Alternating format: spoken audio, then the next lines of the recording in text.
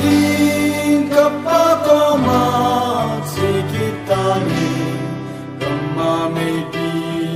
paming asin ay ngay luding ang kamupo ay sinahin kapalaw su kadogazin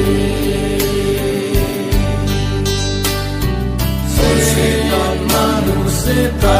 song lên apat na sumailo kisi akahol kile lima lengkiti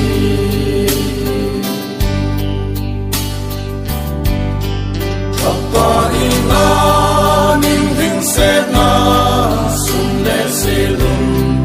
Ilim vai te amen singi Ke gombo le kil kil to a Kinim kahi Ilo gente saka vale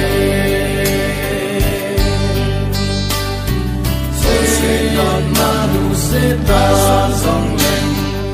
Apat na sumelo Akahol kile lima lengkiti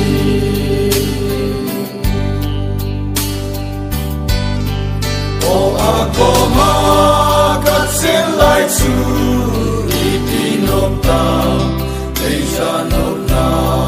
so si aki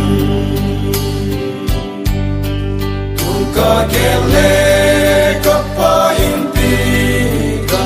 Singtai Tupa Choi Sin Sun Kitani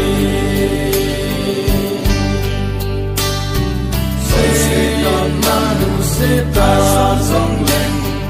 Apat Na Tsumei